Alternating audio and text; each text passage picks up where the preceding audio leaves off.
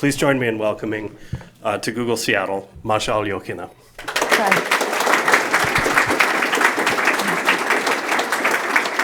Masha is a founding member of Pussy Riot and a political activist. She is also an author, poet, musician, mother of a young son, and an actor, having appeared as herself in an episode of House of Cards, and on stage this week in Seattle in the Belarus Free Theater's production of Burning Doors, which is a play based on her life and those of two other activists, which runs through this Sunday at On the Boards, and tickets remain available. I understand it's a great production. Her memoir of her time as a prisoner of conscience in Russia, Riot Days, was published 3 days ago. And as I told Masha, I am roughly halfway through reading it myself. With her fellow Pussy Riot member, Nadia Tolokonikova, she founded Zona Prava, an organization which defends prisoners' rights. She is a recipient of the Lenin Ono Grant for Peace, as well as the Hannah Arendt Prize for Political Thought. So I've mentioned that books will be for sale after we're done, and I think a bit about the format. So let's get right into some questions. Wow. Are you ready? So many things about me I even don't say. Okay. Well, if any question is out of bounds or uncomfortable for you, that's perfectly all right. But let's get right to it. I want to get to the events that are the focus of Riot Days. But before we do, could you just tell us a bit about your life in Russia prior to the founding of Pussy Riot? Where were you born and raised? What was your life like growing up? Maybe a bit about your education and how you formed your social and political consciousness. I was born in Moscow in 1988. Which is an amazing time in Russia. It's perestroika time, so it's kind of the end of Soviet Union and rising up Russia. So in my passport, I'm from USSR, but it's last year of USSR, actually. My mother, she's a programmist, programmist. And my father, he's a mathematics professor. I was growing up with my mother, so I met my father when I was teenager, and there were almost no talking politics in our family, but somehow I was kind of a problematic child, so I changed 5 schools. All of them I left by myself because I hated the system of education, so-called education, because it's totally Soviet Union system in which they want you to follow the rules but not asking questions. And I love questions, so that's how I think it's all started. And before Pussy Riot, I was, it's a big circle of totally different people. For example, I started all my, let's say, activism from ecology, when I knew that some government officials close to former president of Russia, Medvedev, wants to cut the forest I really love. I started a campaign, like a small campaign. We were like 5 people meeting on the subway and collecting signatures. But after 1 year, that was more than 10,000 people around Russia, and we won. But in the end of the story, I was quite,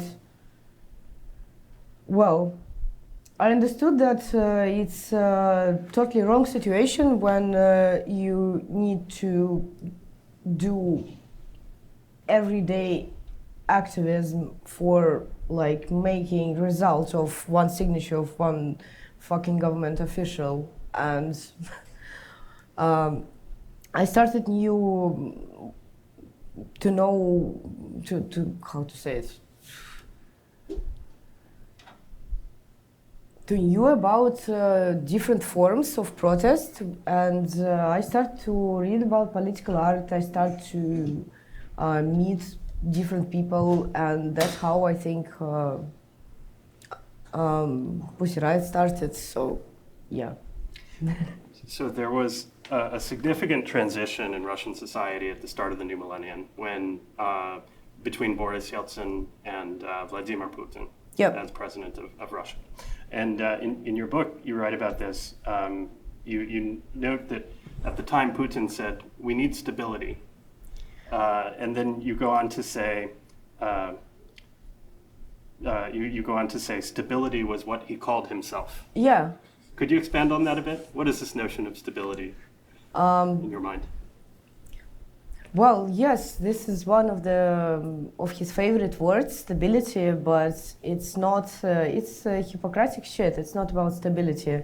It's about being a president until he will die and stealing money from Russian people and spending them in their circles. So it's not about stability. Actually, we went to the Cathedral of Christ the Savior because in the beginning of the third term, Putin started to use church for approving his endless presidency, saying that he's kind of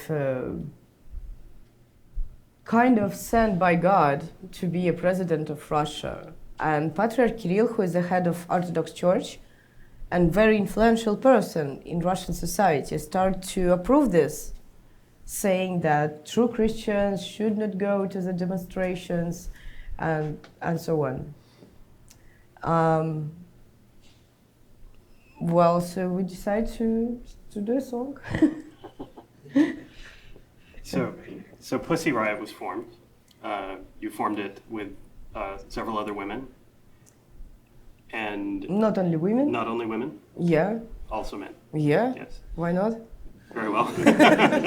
and as it came together, you began to organize what you call actions. Could you talk about a typical action? You write, for example, in the book about an action at Lobnoye Место, which is a large stone platform near Red Square and outside the Kremlin walls. What happened there, and what was a typical action like? Actionism is a form of political art when you're doing action. So before the Christ the Savior, we went to the Red Square, which is the heart of, I think, political field of Russia. And we came there with a song. Putin pissed himself, his pants, actually. I think, yes, this is correct translation. And that's, I think, how the officials knew that we exist. How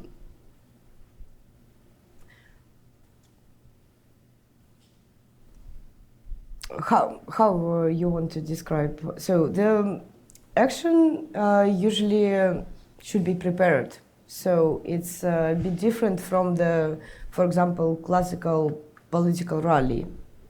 So you should be prepared because you will not have a second chance to do it. I mean, you will have, but in different place. And different place means different context and different statement.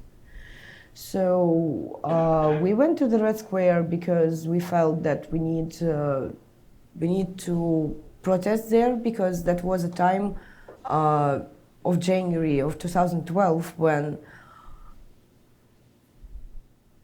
before the elections, almost all the Russia was protesting. I think it's a little bit similar of what's going on now in the United States, because somehow Trump became a match for the people to stand up and to spread the word. So that brings us a bit forward in the story to the punk prayer. So this was the action that led to your arrest and detention and trial and ultimately your imprisonment. It took place in a large Russian Orthodox church in central Moscow, the Cathedral of Christ the Savior. So I want to interject that I visited this place in 1989 during the Soviet period. Our intourist guide took us to this site. It was a swimming pool, a large outdoor swimming pool at the time. It's true. A cathedral had existed from the 19th century on that site, but was torn down in 1931 in an anti-religious purge. And then since the fall of the Soviet Union, cathedral has been rebuilt on the site. But you note in your book that the cathedral is not actually owned by the Russian Orthodox Church, no. Nor is it always used in ways that might associate with the church. Could you say a bit more about how Pussy Riot selected this site for the punk prayer action? Yeah, it's not, it's not just church. It's a huge complex. Like upper church, let's say, and lower church. And in the upper church is a symbol of this collaboration between Putin and Patriarch, because Patriarch usually doing his speeches there. But in the lower church, and both of them do not officially by law belong to Russian Orthodox Church organization. And there are a lot of kind of facilities there, like laundry, shop of souvenirs, car wash, and halls, like rental halls, rental rooms for parties, where you can not only have a party, but rent some Japanese techniques for music and invite some musical band there. And generator of like heavy smoke, easy smoke, these balloons and so on. And so all this like list of what you can do there, you can find in the official website. And usually if you prepare something, you start to read about this place and so on. So we went to the official website and we were quite quite surprised.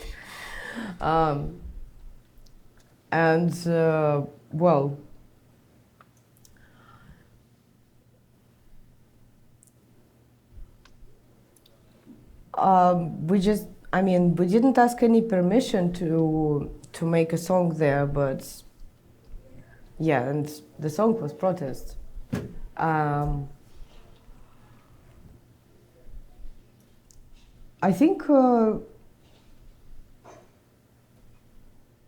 this is let's say it's a big drama of our country, because during the whole Soviet period, Christianity was banned in Russia, in Soviet Union, and thousands of people were killed, tortured, sent to the endless prison terms just for being Christians, just for praying, for celebrating Christmas. And now we have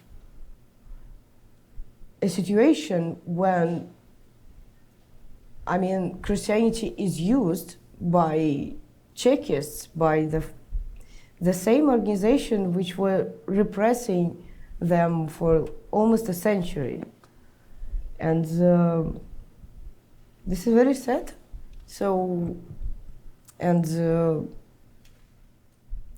I think the difference of political art between, for example, political activism is not providing only one right decision. It's about asking questions which are not being asked before and which are uncomfortable for government, for example, or for any authorities. So, and that's what we did. We didn't say that we know how, for example, the church should exist in the right way. We just said that we think that it's wrong how it is. In the days after the punk prayer, you went into hiding in Moscow for a number of days, and then you were arrested. Yeah, and that was. detained. almost a road movie. Yes. Because we changed flats, conspirative flats every day, changed phones, changed SIM cards, and so on. So yeah, it's one of my favorite parts. Really. So your first stop in your detention was in Moscow, as I understand it, where you spent some months awaiting trial. No, not so long. When they arrest you, they put you to Petrovka. It's like the oldest prison, oldest jail in Moscow, like from the Tsar period and so on, from monarchy. So they put you there, and there you spend 5-6 days. And after they put you to the jail where investigation, court, and sentence. So it's about 8 months you are spending in the women's jail, which is the only one in Moscow. And you described Petrovka as a place, for example, it was so cold and the building was so porous that the prisoners used dough from their bread ration and sanitary it's Moscow jail. Moscow jail to stuff into cracks in the wall to try to insulate their cells. So during this time when you were in detention awaiting trial, what kind of access did you have to legal counsel, to a lawyer, and also to your family and others on the outside? I had an access to lawyer, but, well, I think it's a bit different. So you have visits with lawyer in the room, in another building from where your cell is. And of course it's all listened and so on. So they can use any of your talks anywhere. Not only in investigation protocols, they can use it in governmental media, for example, because all the media, as you know, in Russia, all the big media belongs to friends of Putin. So they provide everything what they accept from the administration of the president. So, and about family, to have a visit with your family, you should have a signed paper from your investigator. And our investigator, he somehow lost about 10 papers where I asked this visit, so no visits during the investigation. After the trial, I had one visit, but it's kind of hard to see your son between this glass and so on. What was, except for that visit, what was the total amount of time you were separated from your son? Well, I've been in prison for 2 years, but when they sent me after the sentence to the penal colony, which is 3,000 kilometers from Moscow, I had once at 3 months visits with my family, so they came to the penal colony to visit me. So you were charged with, in English, it translates to hooliganism motivated by religious hatred. Yeah. Do you recall your reaction when you were told that was the charge against you? I don't know. Yeah, I was quite surprised because the law in Russia exists in the way that if you have just like hooliganism, it's not a criminal crime. So you can get up to 15 days in jail. But if they find this motivation of hatred, it's up to 7 years. And, well, this kind of hatred can be different. It can be political hatred, social hatred, and religious one, which they somehow found in us, in our song. And that was how to say it, a special part of the trial of approving that we really hated the church, they said, and Christianity, which was fucking absurd. The prosecutors analyzed the lyrics of the songs in your performance. Special experts analyzed our song and found that the phrase "holy shit" means hatred to whole Christianity. And if you're saying a holy shit, it means that you hate all Christian belongings and church itself. Yes, I mean it's official. So the trial. And yes. as often you repeat "holy shit," it means like you more and more hate the church. I understand. At the conclusion of the trial. And there are people who really believe in that. I mean. They believe the testimony of these experts. So at the conclusion of your trial, you were sentenced to 2 years in prison, and you were transported to a prison camp in Perm. Berezniki, yeah. Berezniki. It's a small city in Perm region, and Boris Yeltsin, who was before Putin, he was growing up at the city. Oh. Yeah, he was studied there, and he was, well, totally not the president, as you know. What a small world. Can you tell us a bit about the prison camp? What was the environment like for you? In Russia, we have Soviet system of Soviet prison system or post-Soviet prison system. So we don't have prisons. We have penal colonies, let's say, or labor camps. So it's camp. It's like a strange village with barracks, buildings. For example, 2 floors building. In 1 floor exists 1 unit, and in 1 unit it's 100 people. So all of them are living together, sleeping together in 1 bedroom, and having, for example, 3 toilets for everybody. And it's no hot water, no medicine, which is the main problem. And it's necessary to work. So all the prisoners work in the fabric, which is another part of the zone of the penal colony.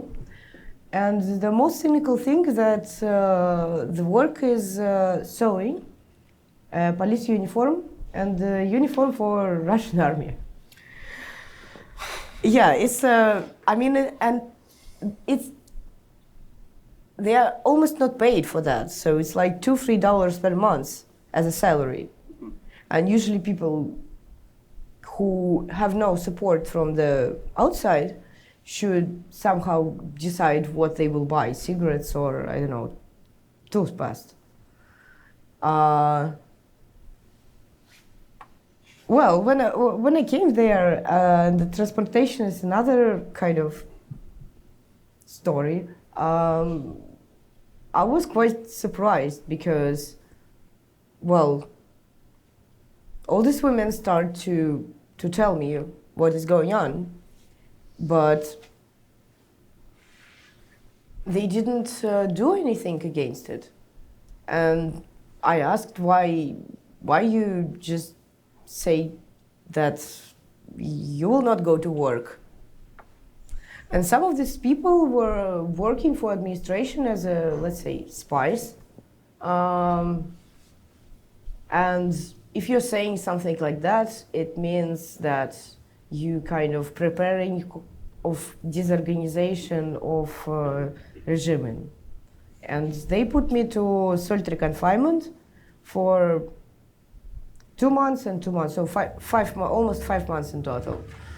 And start to make different kinds of pressure to me. So we, together with my lawyer and my friends, decide to go to the court against them. And after 2 months, we won. And that was a first court against prison guards in this penal colony, and everybody were quite surprised. You won your release from solitary confinement? No. I won a court against prison guards, against their, for example, if they find, okay. For example, they want to punish you inside prison. So how they can do it? They are finding that you somehow violated the regime, the rules of prison, the official law. After this finding, they write in a paper, and this paper means that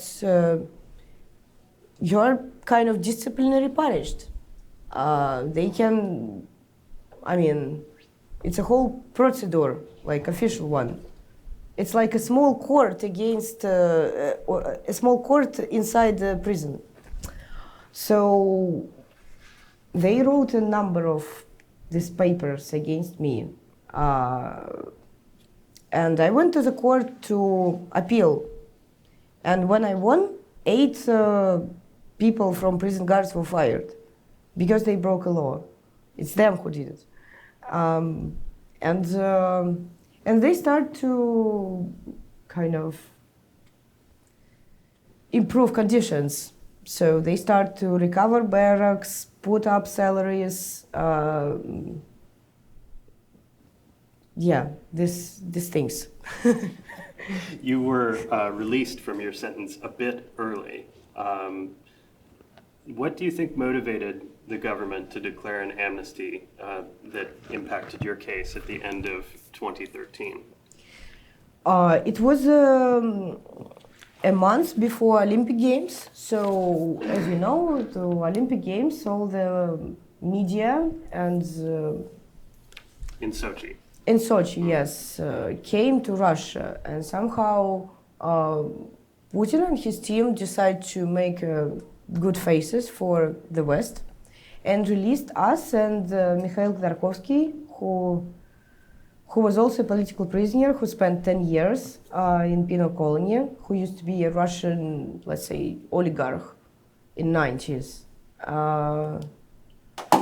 So they released 3 of us and some other political prisoners from Arctic Sunrise case. I don't know. Do you know? It was an action of Russian ecologists and Greenpeace. They it's another story. Mm-hmm. Anyway, so they released a number of political prisoners, saying that hi guys, we don't have political prisoners in Russia. We're okay. So, but we went to the Sochi after a month, I think, a month, a week. And that was another story, because we made an action there, and that was totally another Russian that we remembered. You were assaulted in Sochi at least once. Yeah, Cossacks with Whips. Yeah. Not only them. May I open it to some questions from my colleagues? Yeah. Let me pass around a microphone. Hi, Masha. So what are your main learnings from your life, and basically your main learnings? Learnings. Is that, did you hear? Yeah? Yeah. So what is the main message you want to bring to this country? I think every learning is important, and I wrote the book just to show the one example of how it is possible to make a choice and act. But I believe that history of any country, it doesn't matter, Russia, United States, Great Britain, are made by people. Not by political leaders, but by all of us. And each of us has own story. And all the stories is actually a history of the country. So it's it's I don't know, it doesn't sound like a statement or a message, but I think this is what I want to say. Next question for Masha.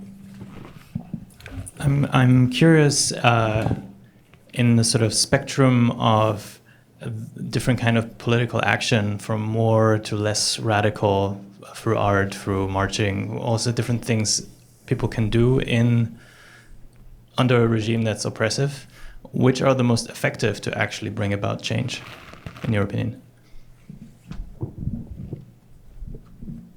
Any honest thing, actually.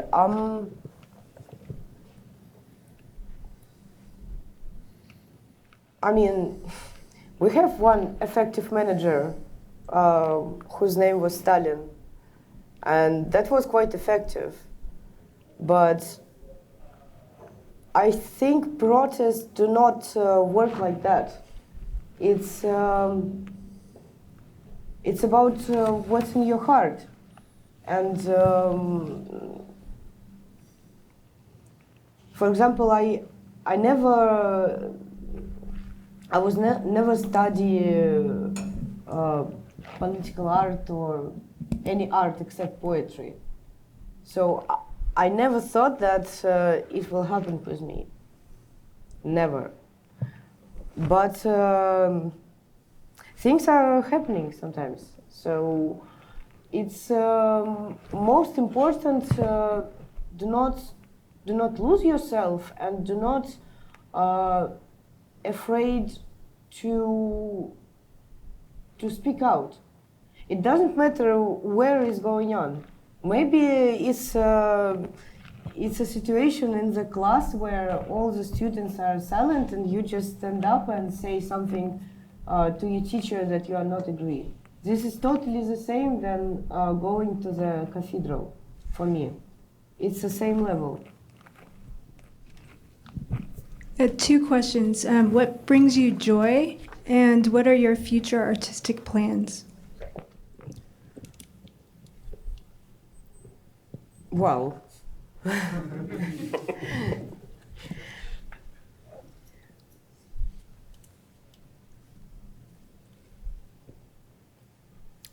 I like the reaction. I like when I'm doing something and it works.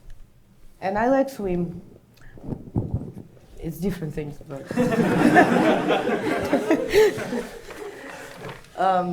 and the future plans, I don't have plans.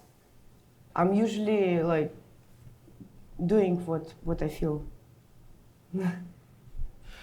So you've been a citizen activist and a prisoner of conscience in what most neutral observers would certainly call an authoritarian regime. What advice would you offer to people in other countries around the world who might be concerned about creeping authoritarianism in their own societies?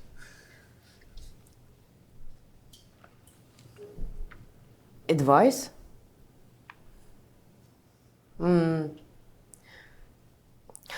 I mean, when we started Pussy Riot, we were inspired by movements from US a lot, from Riot Girls, from Bikini Kill band.